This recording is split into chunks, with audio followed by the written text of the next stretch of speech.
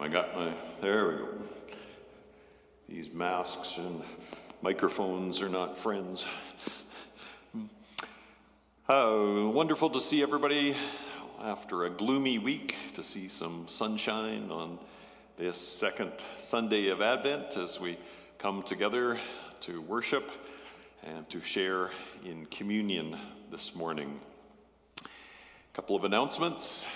First, thanks to the Stewardship Committee and the hospitality team for preparing a great lunch last week, and for all who participated in buying a lunch and able to greet folks.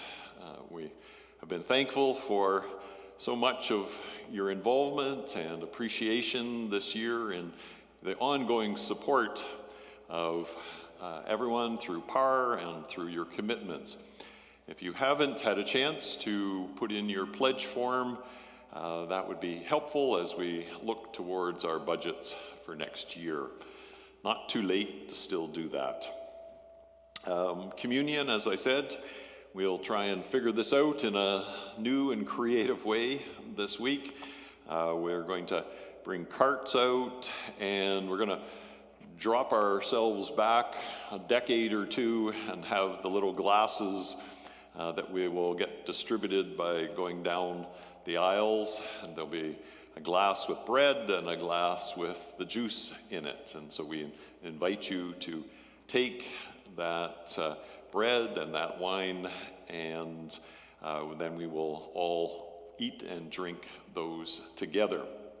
For those who are listening and participating out in the broader community, if you want to get those elements, that would be lovely to be able to share at that time. Next week, as our third Sunday in Advent, we have a special occasion where we are reopening our reconciliation gallery in McDonald Hall, and we're going to have different Indigenous leaders as part of our service. It'll be a different service. Won't be in the round like we did last time, but we will attempt to celebrate the reconciliation efforts through the artists, and I think this will be a special service as we carry on in our reconciliation work. So these are some of the elements of our life and ministry at St. Paul's. Thank you for being part of this gracious and caring community.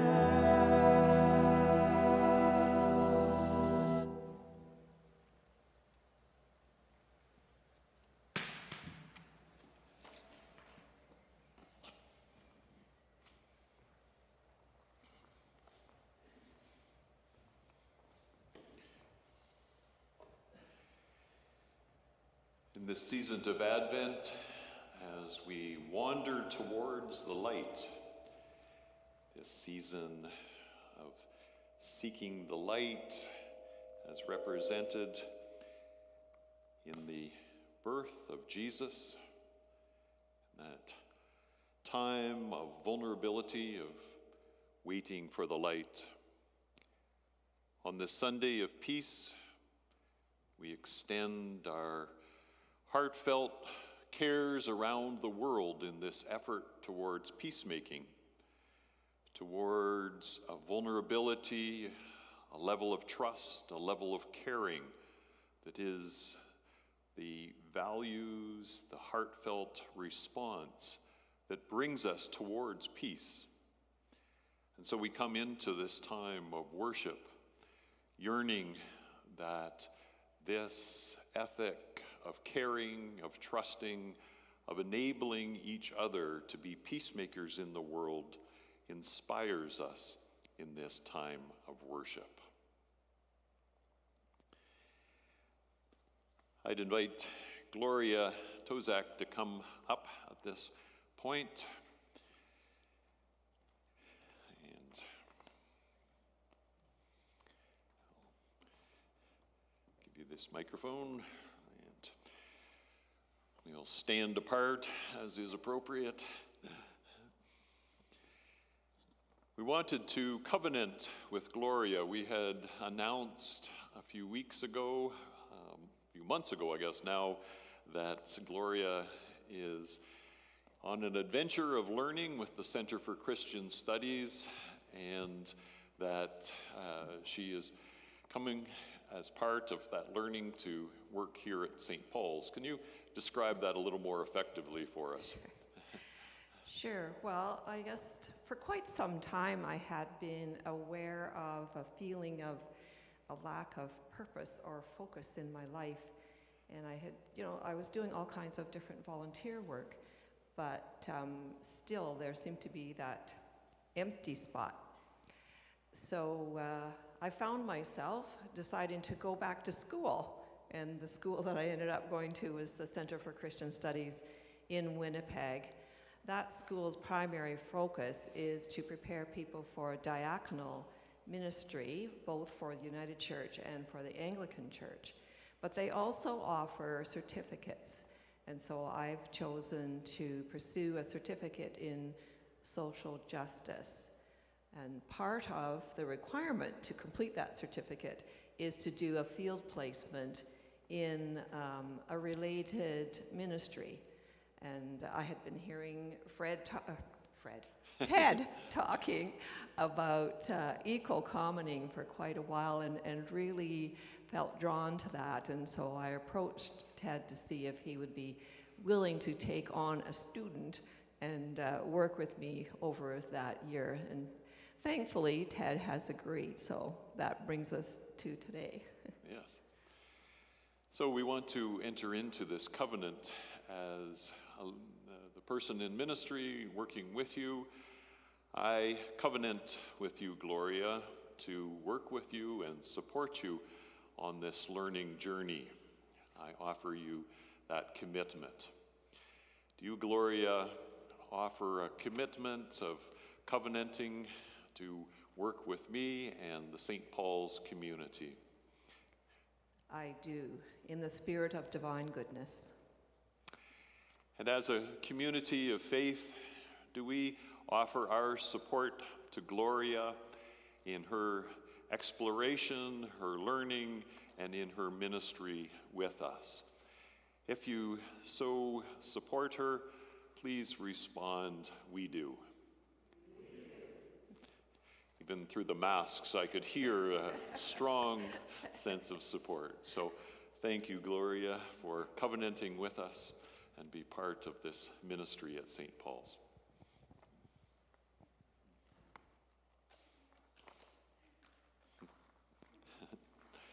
Sure. Yeah.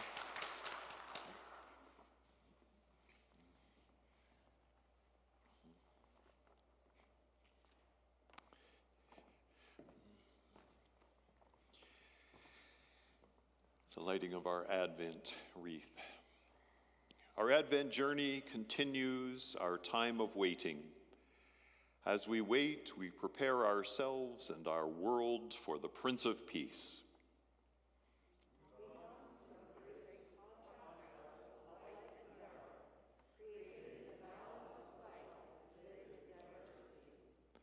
In the lively dance of perspective and practice, communion and connection is forged. In the building of relationship and in the sharing of story, we come to know one another as we listen for the bonds of peace.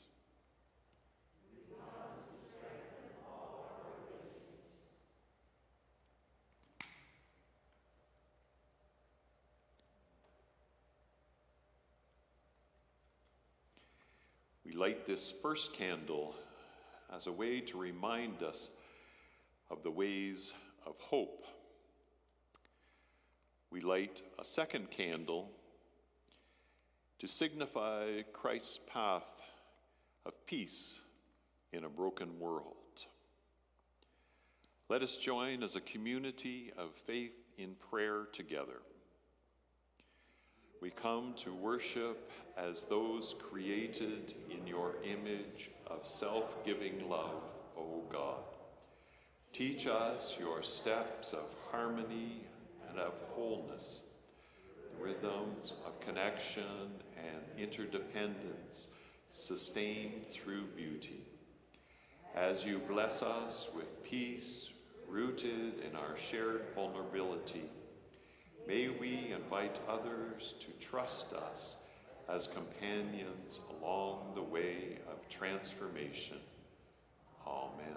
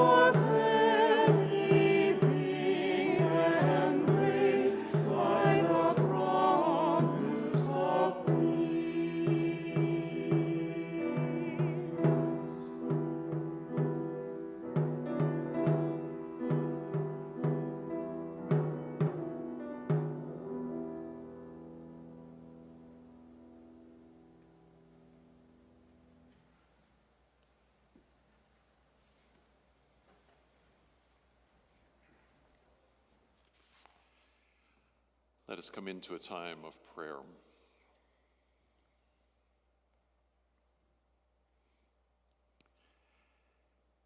In the spirit of peacemaking, in the spirit of seeking to find ways through injustice, in the spirit of opening ourselves through vulnerability to each other, we explore ways that we might build trust, we might build caring, we might build the kind of interrelationship with each other and the world that will lead to peace. This is the foundation of how peacemaking happens in the world. It's the foundation of how Jesus led in his ministry, one of compassion and caring, of care for each other, of challenging injustice. So too are we called to this hard mission of building trust where there seems to be polarities, of seeking to find cracks in arguments that allow the light to shine in this season of shadows. On this December 6th, We remember the violence of the Montreal Massacre.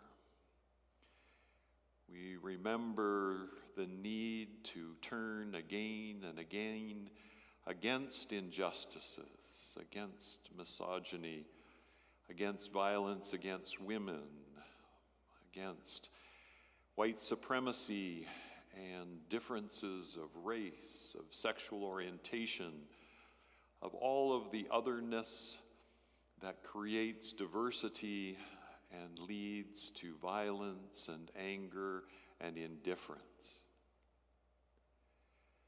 We all yearn for peace.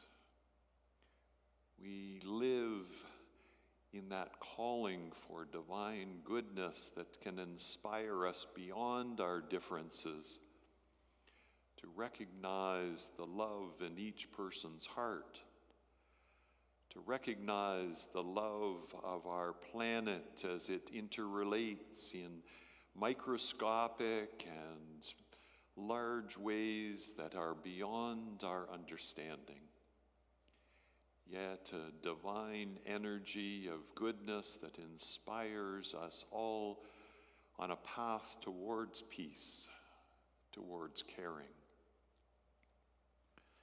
So we hold that path close to us as we seek to care for each other in this community, to overcome our differences, to find ways to help even in these shadowy times. We hold each other as a community of faith, supporting and caring for each other. And we ask that that trust, that love, that goodness is part of our own lives, that we feel surrounded by divine goodness and by our presence as a community of faith. May this give us hope. May this give us peace. Amen.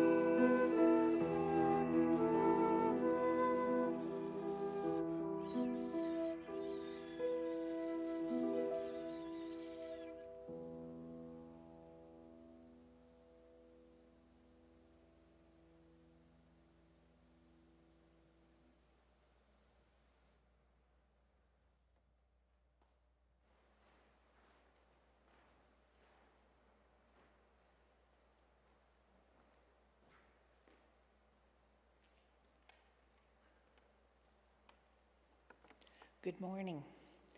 The reading this morning is from Isaiah 40, verses 1 to 11.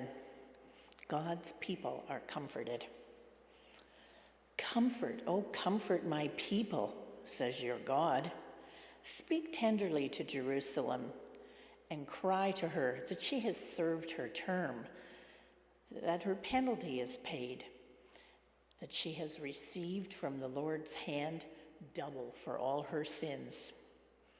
A voice cries out, "In the wilderness, prepare the way of the Lord. Make straight in the desert a highway for our God. Every valley shall be lifted up, and every mountain and hill be made low. The uneven ground shall become level, and the rough places a plain. And then the glory of the Lord shall be revealed, and all the people see it together, for the mouth of the Lord has spoken." A voice says, "Cry out." And I say, "What shall I cry?" All people are grass. Their consistency is like the flower of the field. The grass withers, the flower fades. When the breath of the Lord blows upon it, surely the people are grass. The grass withers, the flower fades, but the word of our God will stand forever. Get you up to a high mountain, O Zion, herald of good tidings. Lift up your voice with strength, O Jerusalem, herald of good tidings. Lift it up, do not fear. Say to the cities of Judea, "Here is your God." See, the Lord God comes with might, and his arm rules for him. His reward is with him, and his recompense before him. He will feed his flock like a shepherd. He will gather the lambs in his arms and carry them in his bosom and gently lead the mother sheep.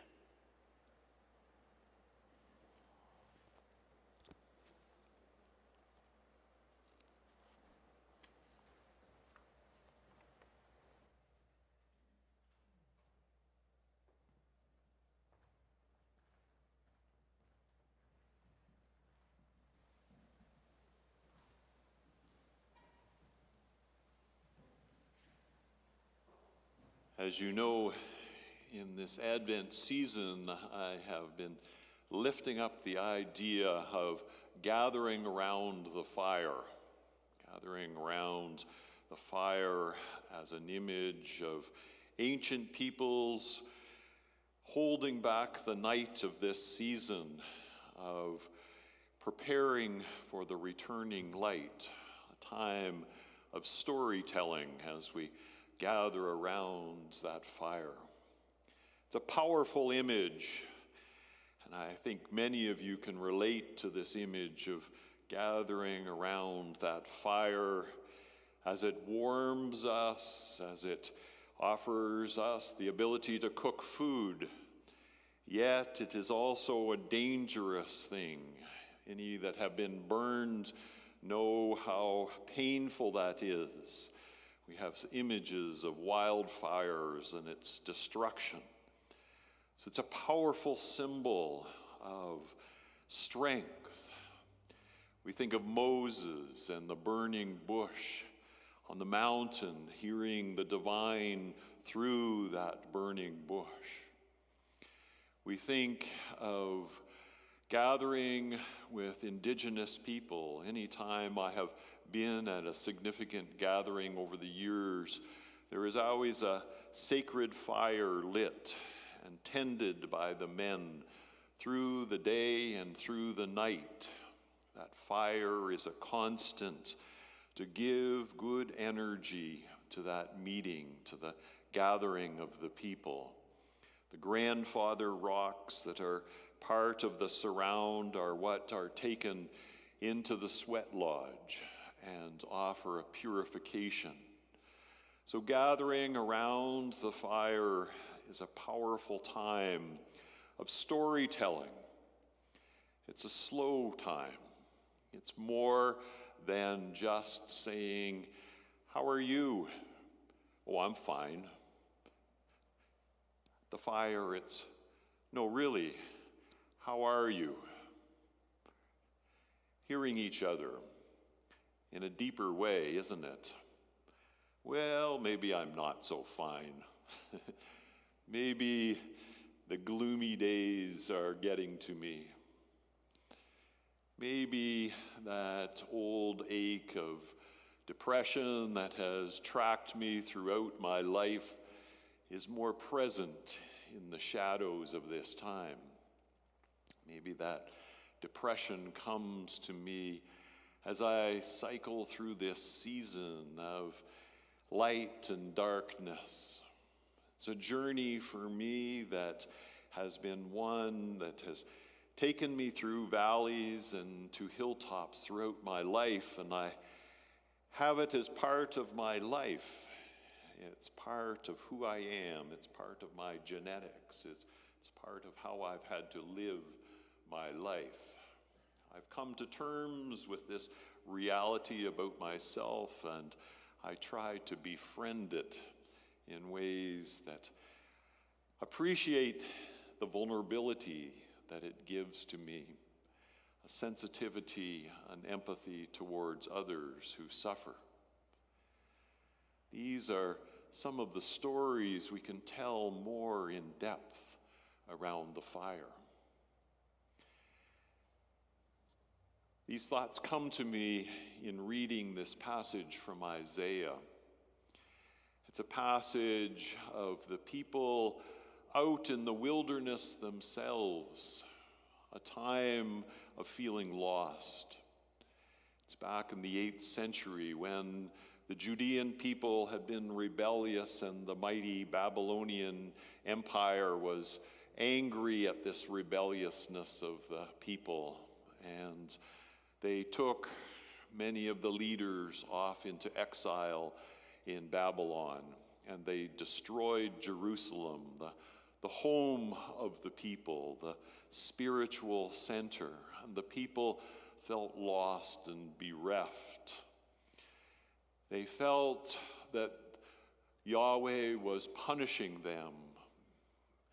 Jerusalem had become a major center of commerce and excess and crookedness, and they understood the excess as having displeased Yahweh, and they felt they had brought this punishment on themselves.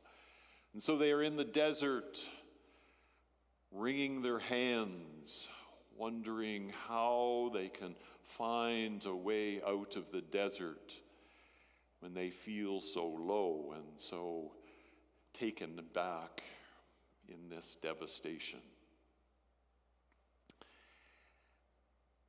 Traveling to the desert is a major biblical metaphor, taking us out into the wilderness.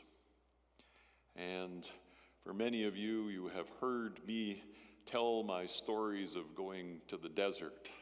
And I'm sorry, I'm going to tell one again because they are powerful images for me of how I have traveled as a biblical person and needing to go to the desert to find that solace. So here I am on my motorcycle, needing to get to the desert. Don't I look like a guy that needs to go to the desert? And here I am, after fighting my way out of the city. It was a time in my life, my marriage had ended, the job of being continuing education director at TST, the U of T, the department had closed down, and I was feeling particularly bereft of who I was and what my life was about. And so I had saved about $10,000 at that point in RSPs. I cashed them all in and bought this motorcycle and headed out into the snow, into the desert, traveling down through the United States towards the desert. It was a time of many stories and searching deeply for myself. But the story that came to me in thinking about it this week was one of coming up from the California coast, coming up through the canyons. You travel into the Sierra Nevadas, and I thought, well, I'll go to Palm Springs. I'd always heard of Palm Springs as a place of comfort. And so I headed through these canyons and was buffeted. The hills around are covered in wind towers for obvious reasons. It's a time of being buffeted around. You can appreciate this, Stuart, of being blown across lanes on your, Stuart and I have the same ST 1100 motorcycle. It's a great motorcycle, but you can get carried in the wind. So anyway, I'm fighting my way up the canyon and arrive in Palm Springs, thinking I can find rest. It's at the end of the day. And I rode down the main street of Palm Springs with its glitz and its hotels and its 200 golf courses sucking the aquifer dry, and in its wondrous American beauty. By the time I had reached the end of the strip, my gut told me I couldn't stay there. I couldn't find rest in a place like this. And though even though it was late in the day, I remembered that there was the Joshua Tree Park about 100 miles out in the desert. And so I headed out of town and rode as hard as I could out to this desert oasis. And as dusk was falling, I got there and discovered there was no water. And there was a little sign that said, you have to go another 25 miles to a church at the edge of town and you can use a tap and get some water there. So I got back on my motorcycle and went and got that water, arrived back in the dark, put up my little tent and collapsed kind of out the door of this tent, lying there with my head looking up. And the beauty of the stars, the cosmos around me, offered this graciousness, offered this sense of comfort. Isaiah says in this passage to the people that Yahweh calls them to be comforted. Comfort, comfort my people, Yahweh says. Even out of your despair, be comforted. So too did I feel this surround of beauty, of comfort, alone out there in the desert by myself. When I woke up in the morning, my little tent under a Joshua tree. You're out there in the middle of nowhere, and there is this magnificent Joshua tree that blooms in the desert. It's a incredible sight. I felt surrounded by this beauty on this oasis that I was touched. You see the desert around and these beautiful trees that surround you. It brought me that sense of divine comfort that can embrace us and hold us even through the shadows of our lives. Even in the shadows of this time of pandemic, of challenges and fears that we see around us, each week there are signs of beauty, signs of appreciation. I need my note here to find the quote,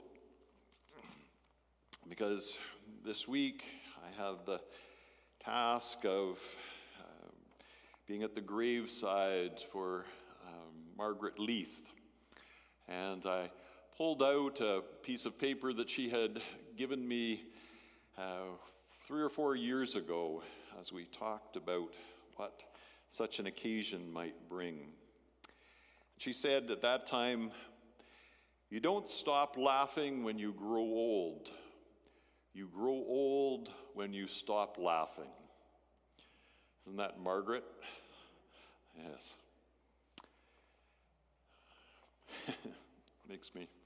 Touches me.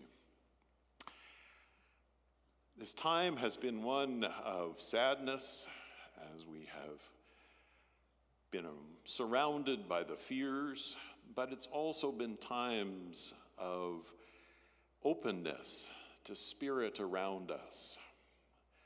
I think of Zoom calls, looking out across the bay that is in front of our place and seeing the swans as I have talked to you on Zoom calls. It's allowed more time to be by the river, watching the river go by.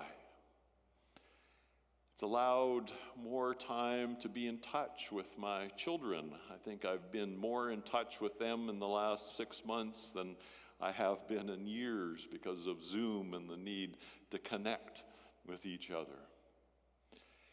It's allowed us as a community of faith to support each other with our well wishes for each other and to continue our financial support and have the support of our tax dollars offering wage subsidies that have kept us employed here doing the work of St. Paul's.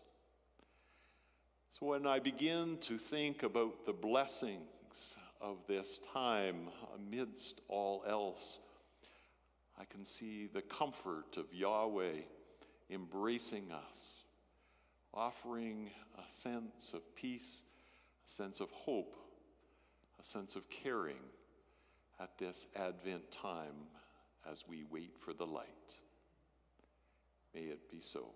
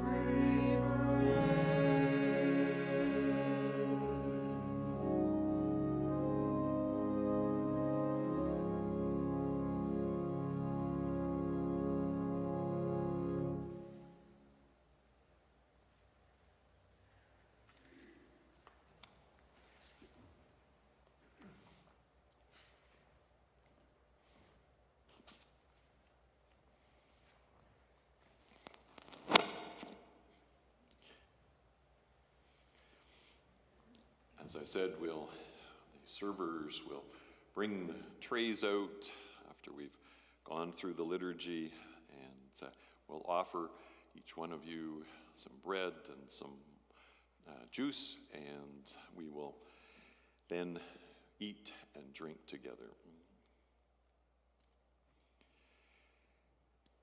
The Holy One is here. Lift up your hearts. Let us give thanks to God. Creator of life, giver of all life, source of love, your song of wisdom rang out before the world began. Your ancient love still touches us and stirs within us. Even when we turn away from you, you keep faith with us. You send your messengers to prepare the way through the wilderness of our living, to guide us in the path of wholeness, to call us to repent. In Mary, woman of your promise, you showed us courage and faith. In the fullness of time, you sent us your greatest gift, Jesus the Christ, our Prince of Peace and Herald of Hope. So it is that we join in the Advent prayer of all your people. O come, Emmanuel. And as we wait and watch for your coming, we acknowledge your goodness.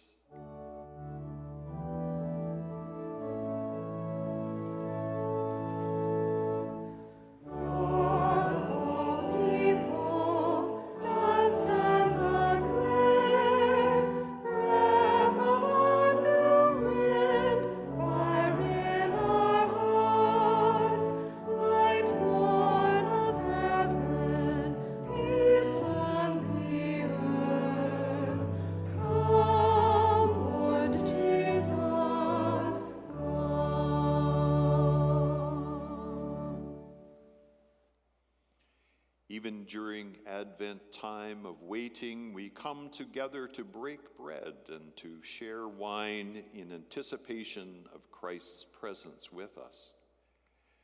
So we remember the events that unfolded later in his life and ministry as he gathered with his friends at the time of Passover. On that night, Jesus took an age-old custom of his people and transformed it into something new. He took the bread and he broke it, and he said, "Take, eat. This is my body broken for you. Whenever you do this, remember me."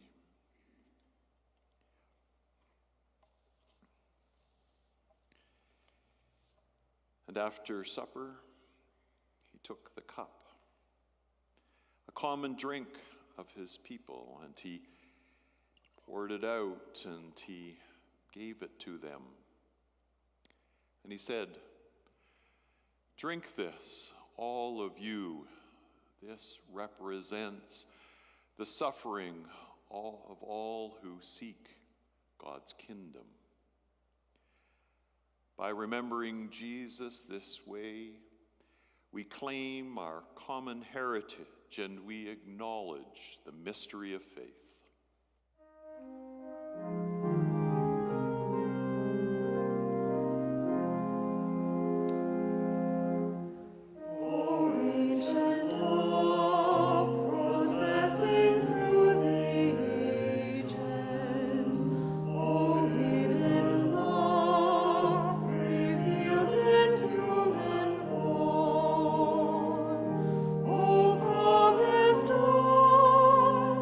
Dream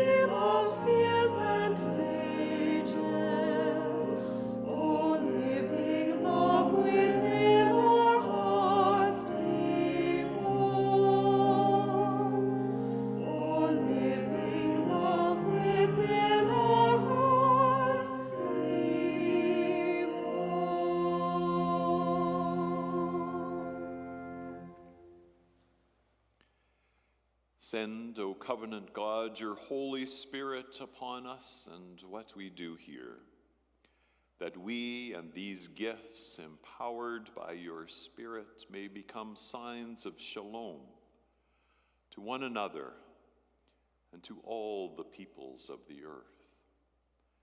Come, the table is ready. Let us celebrate together.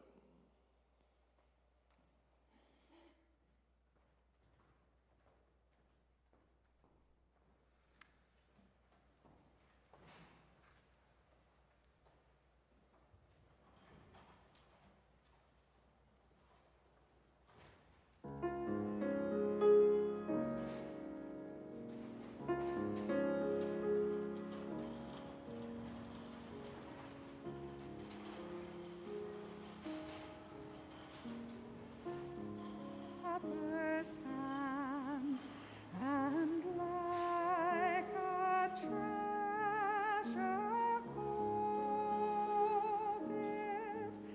protected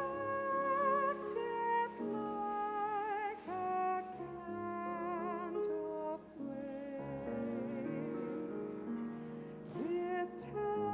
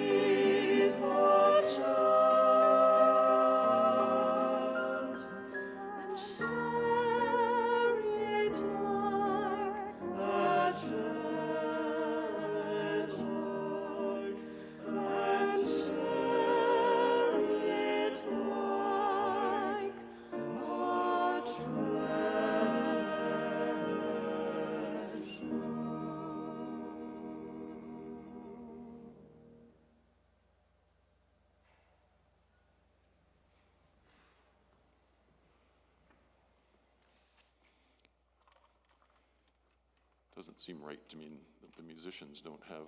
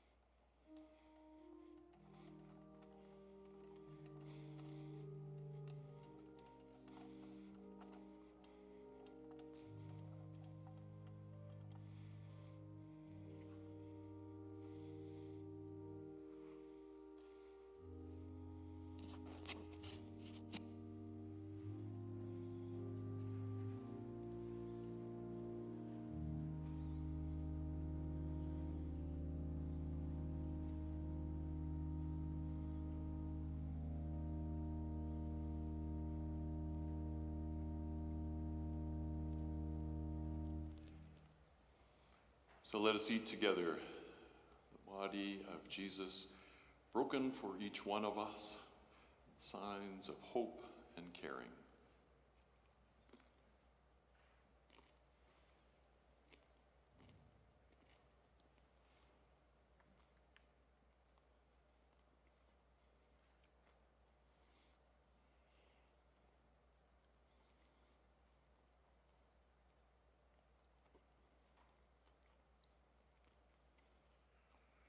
So too do we raise the cup of hope, the cup of blessing shared by all.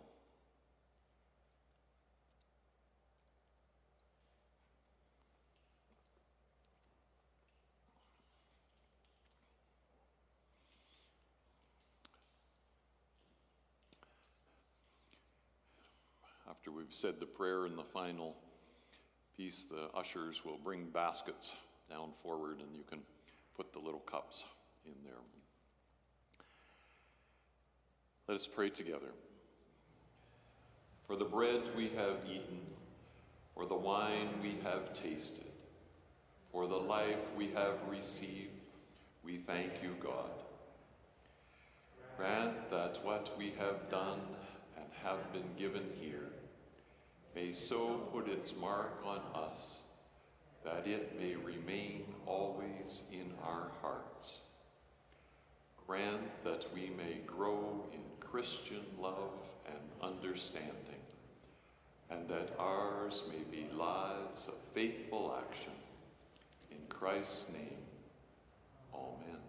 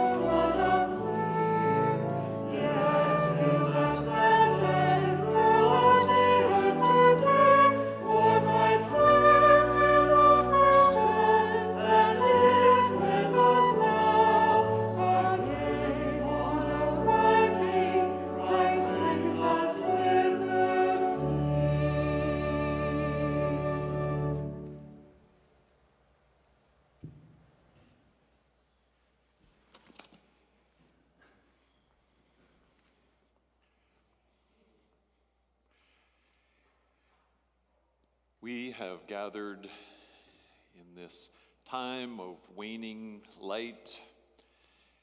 We have come together to strengthen and support each other on the journey, to find light amidst the shadows.